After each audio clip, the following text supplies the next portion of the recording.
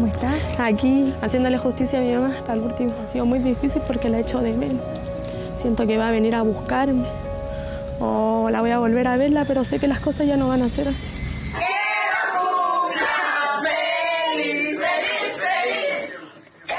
Mi mamá era una mujer, pero a la vez era un hombre. No le gustaban los hombres, sino le gustaban las mujeres. Era muy especial para todo. Entonces, encuentro que lo que le hicieron no era para merecer eso que mereció mi mamá, así morir así. Recorremos la población Lo Ermita en Lo Barnechea. Hace 5 meses, su madre es asesinada a golpes por un vecino. Esa cámara fue la que era. Si no hubiese existido ese video, No la historia sería... hubiese quedado en nada y yo creo que lo hubiesen tirado unos par de años y chavo. Fue un acto muy violento, evidentemente, pero además fue impulsado por en medio de insultos, ofensas de carácter homofóbico en relación a la expresión de género masculina que tenía Sandra. La motivación que tendría el agresor en este caso tenía que ver expresamente con la expresión de género de la víctima. También se espera que se aplique el agravante de la ley Zamudio.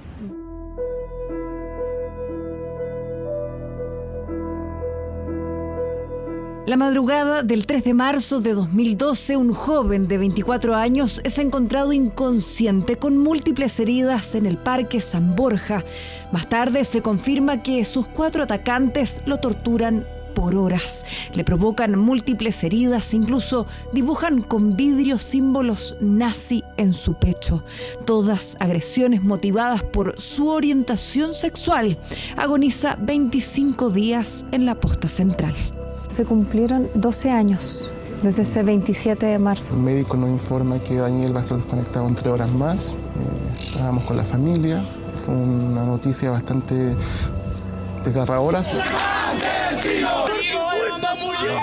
¿Cómo fue lo que vino después? El primer aporte, sin duda, de Daniel Zamudio tiene que ver con la aprobación de la norma antidiscriminatoria. Y eso lo transforma en una figura de la mayor relevancia para el avance de los derechos de las personas de la diversidad sexual y de género. La sociedad cambió. La sociedad comprendió hasta qué nivel de ensañamiento y de crueldad era capaz de expresarse la homofobia. La ley antidiscriminación, cuyo trámite se agilizó en el Congreso después del crimen del joven Daniel Zamudio. Una ceremonia en donde llegaron todos quienes alguna vez se han sentido discriminados y que por años anhelaron un paso de este tipo. Mapuches, judíos, musulmanes, junto a representantes del mundo homosexual y personas discapacitadas. Con la ley Zamudio se agravan las penas para los responsables de cometer delitos o participar en ellos, motivados por cuestiones como la ideología, religión, orientación sexual o discapacidad. A 12 años de su promulgación, es totalmente eficiente para sancionar la discriminación arbitraria en Chile. En 2023, las denuncias por discriminación en razón de la orientación sexual, identidad y expresión de género crecen un 52,6%. Son 1.597 casos, la cifra más alta desde que se tiene registro en Chile. La evolución de casos en los últimos 22 años es decidora. La única baja ocurre entre el 2020 y 2022, años de pandemia y confinamiento. 3 meses después de la promulgación de la ley Zamudio en Viña del Mar, nosotros vamos para allá ahora, una pareja de lesbianas es víctima de una golpiza brutal que las deja gravemente heridas. 2 años después, en el 2014, se marca un hito. Este caso logra la primera sentencia condenatoria del país en que se aplica el agravante por la ley Zamudio. Han pasado 12 años de aquel episodio. Vamos a conversar con una de las sobrevivientes. Acordamos un encuentro en el sector Forestal Alto en Viña del Mar. Aquí aún recuerdan lo que pasó. Lo que pasa es que decían que la basura del viento, la basura de ellos se le caía acá al lado, y ellos barrían y ahí empezó la pelea.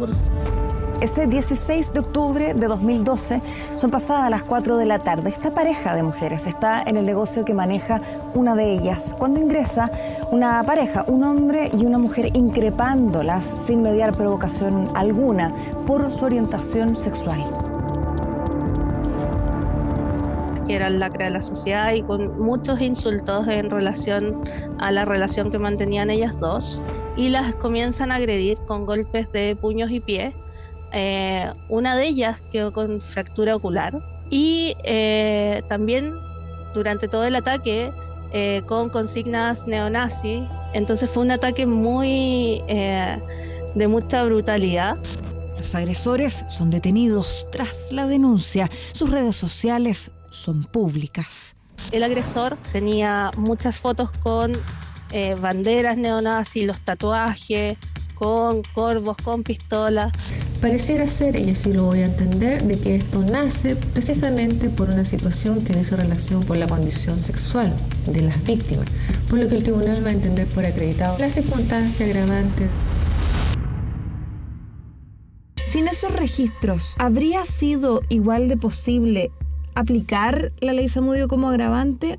Yo creo que hubiese sido mucho más difícil, porque la ley Zamudio como agravante en el fondo pide establecer que el delito fue motivado, y eso está en el fuero interno de las personas y es muy difícil probar intenciones. En este caso en particular fue más fácil acreditar que el delito fue cometido motivado por esta discriminación que sentían no solo hacia las víctimas, sino en general hacia la comunidad LGBTI, los agresores. Sí, vamos a llamar por teléfono a con quién nos íbamos a reunir. Ya a estas alturas no quiero dar su nombre, no estamos claros si quiere o no dar la entrevista.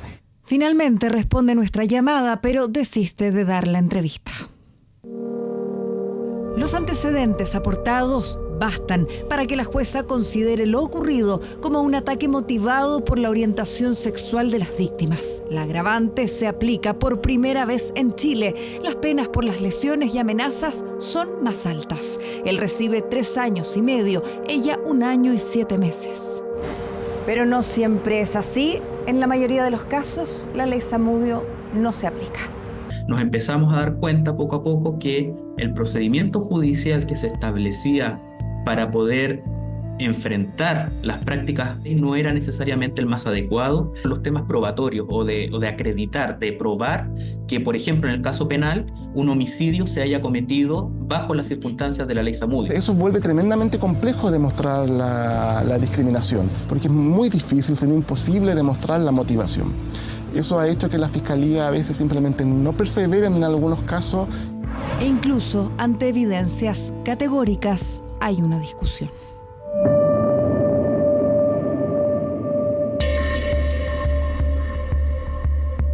Estamos a pocos días de que se realice el juicio contra Joaquín Correa Olivares para la Fiscalía, autor de otro crimen motivado por el odio en noviembre del 2022 y por el que pedirán se aplique la ley Zamudio como agravante. Fue hallado el cuerpo sin vida de una persona, hombre, sobre los 40 años, el cual yacía con múltiples puñaladas, heridas penetrantes por arma blanca al interior de su dormitorio.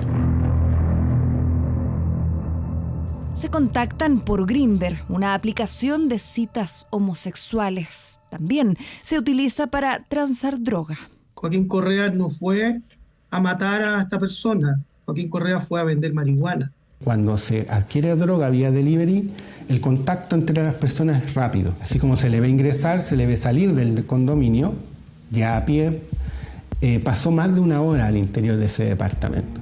Ingresa voluntariamente al lugar, es invitado por la víctima, van hacia su dormitorio, probablemente con la intención de tener algún encuentro de tipo sexual, y en esa dinámica algo pasa que genera una reacción agresiva descontrolada. Le ofrece un trago que no estaba en su sano juicio porque se sentía mareado en todo momento, producto de que algo le suministraron. En el dormitorio de la víctima hay 2 vasos con alcohol. En el living, un bastón, porque tenía problemas de movilidad. Aparece esta persona abalanzándose sobre él, trató de despojarse y ahí él pierde la razón porque él señala no recordar cómo le dio muerte a esta persona. En su primera declaración, Joaquín Correa indica que la víctima le ofrece ver pornografía y masajes, pero él se niega, aduciendo no ser gay. Dice que siente miedo, empieza un forcejeo con la víctima, recibe golpes. Él responde con un cuchillo que lleva en el pantalón. Son más de 60 puñaladas. Aquí no simplemente hubo una reacción defensiva, la cantidad de puñaladas que recibió, que da cuenta de que el agresor actuó con un dolo homicida, con un desprecio a esa persona. Si no hubiese existido esa leyenda que él escribe, ¿podría igualmente aplicarse el agravante de ley Zamudio? En ese caso hubiera sido más complejo. Antes de irme busqué un plumón en la pieza de al lado y encontré uno verde con el que le escribí en la espalda por maraco. Él dice que no lo escribe. Declaró con la presión de 5 policías que al final le dijeron firma nomás. Porque además ni siquiera se hicieron un peritaje caligráfico para determinar si efectivamente era la letra del acusado. Yo estoy en la certeza de que esa agravante se va a desestimar por el Tribunal de Juicio Oral en lo Penal de Quillota. ¿Por qué es importante para ustedes la agravante por la ley Zamudio? Lo que tenemos acá es una persona que no tiene por qué ser objeto de ninguna agresión ni de ningún escarnio porque alguien haya identificado en ella algún tipo de orientación sexual. Y en ese sentido hay que proteger a todas las personas, incluyendo a las minorías sexuales. Desde la promulgación de la norma a la fecha, detectamos que hay 46 causas de homicidios a personas de la comunidad LGBTIQA+, en las que se pide invocar la ley Zamudio, pero que solo en 3 casos se aplica. Nos estamos acercando al memorial de Daniel Zamudio. ¿Cuántas veces te ha tocado estar acá desde el 2012? Cada año ponemos o 3 o 4, hay una oportunidad hasta 5 placas con los nombres de nuevas víctimas. La mayoría están quedando impunes, no son sancionados como debiesen ser porque no se les aplica el agravante. Por la ley Zamudio, ¿las personas víctimas de discriminación están protegidas? Tienen una carga tan alta que cumplir para acceder a esa protección que en la práctica es muy difícil que la ley les brinde una adecuada protección como uno quisiera. En noviembre de 2023, la población Loermita de Lo Barnechea se estremece. Tras un ataque, Sandra pierde los ojos y queda hospitalizada con muerte cerebral. Ay, siento tantas cosas. No sé por qué le hicieron esto a mi mamá. Siempre paso y, hola madre, ¿cómo estáis? Siempre le pido que a mi hija y a mi familia siempre los cuide. Esa tarde, Sandra estaba conversando con una amiga cuando se les acerca un vecino, al que conocen como el Pino Pino. En eso que mi mamá se paró, él viene, le pone las 2 patas y mi mamá cae hacia atrás. Y ahí pescó, no sé si una pala, un palo, lo pescó y ahí le... Llegaron a mi casa a decirme que mi mamá está muerta. La víctima venía siendo acosada por el imputado con bastante tiempo previo, siempre en razón de su expresión de género, y efectivamente había una demostración de odio hacia ella, pero existen testigos que vieron y escucharon todo lo que rodeó el momento del ataque. Por lo tanto, se espera que la investigación se logre demostrar que estaba siendo atacada en medio de descalificaciones homofóbicas directamente. Dicha agravante no concurriría y tampoco sabemos a la luz de hoy día, a la luz de los antecedentes que existen en la carpeta, si efectivamente sucedieron las cosas de esa forma. Si se llega a corroborar dicha situación de que testigos escucharon, ¿cierto?, y presenciaron esa circunstancia de los dichos homofóbicos, efectivamente se podría configurar dicha agravante. Pero la investigación ha sido lenta. De hecho, pedirán que se amplíe el plazo para reunir antecedentes, mientras el Pino Pino cumple prisión preventiva y Javiera espera justicia. Si un abogado está asesorando a una víctima de discriminación, tal vez va a mirar con mejores ojos utilizar el recurso de protección, porque con el recurso de protección no existen estas cargas excesivas que tiene la ley Zamudio. En este momento el recurso de protección pareciera ser la vía más idónea para proteger los casos de discriminación y no la ley Zamudio. En el caso de Daniel Zamudio, probablemente hubiese sido muy difícil aplicar la norma que lleva su nombre, porque la exigencia actual que tiene la ley impide y obstaculiza demostrar que ese crimen fue un crimen de odio. Nos da una solución, pero es una especie de placebo, ¿no? Nosotros confiamos que va a funcionar cuando lo usemos y no ocurre así. Eso genera una deslegitimación de nuestro sistema judicial, pero en estricto sentido los principales responsables aquí son los congresistas. Desde su ingreso al proyecto de reforma para la ley Zamudio se le ha puesto 10 veces urgencia en el Congreso. En enero de este año el presidente Gabriel Boric le dio discusión inmediata, pero a la fecha eso no se ha cumplido y el plazo ya venció, mientras las víctimas siguen esperando.